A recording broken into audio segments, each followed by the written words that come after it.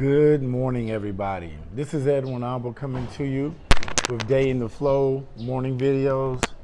Coming to you again from Lapu-Lapu City, Cebu Province in the Philippines. Wow.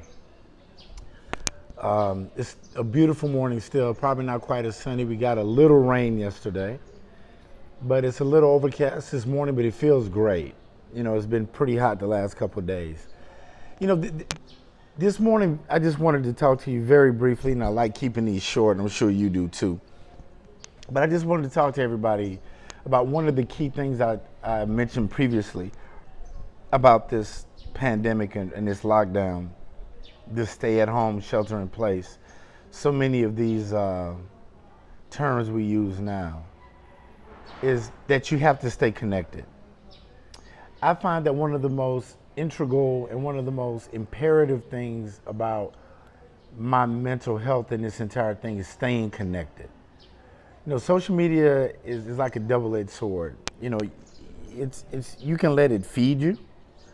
You can buy into the craziness, the chaos, the conspiracy theories, the trolling, the back and forth that goes on social media. Or you can simply use it as a tool, like everything else. I use it to stay connected with people that I care about.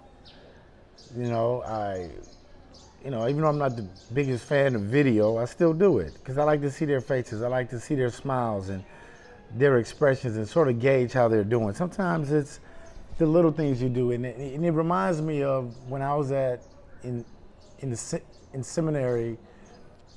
We had a module called pastoral care, and it talked about, you know, counseling people, especially in times of distress. And one particular area talked about, you know, a woman that had lost basically two of her sons.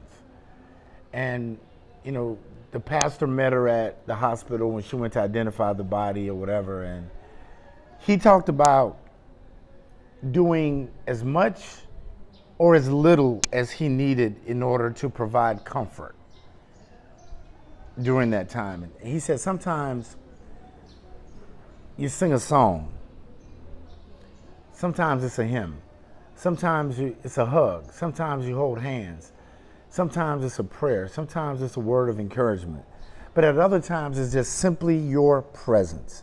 Something as simple as you just being there in one way or the other. Maybe if that person can see your face, maybe if that person can hear your voice, it'll provide that little bit, that much needed connection.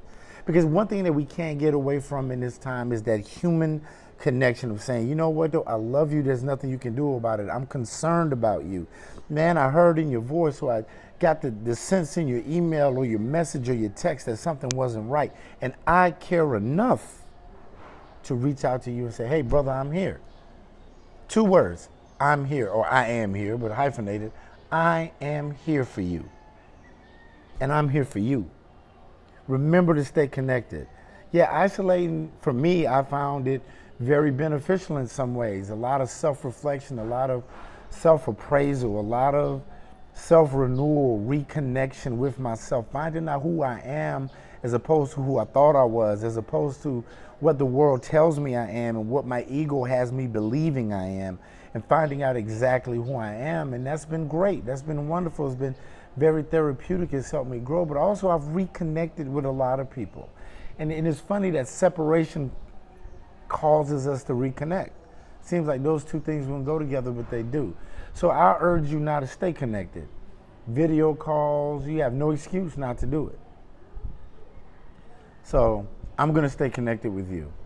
Edwin Alba with Day in the Flow morning videos, inspirational videos, and I just like to say, as always, I love you. There's nothing you can do about it. You have a wonderful day.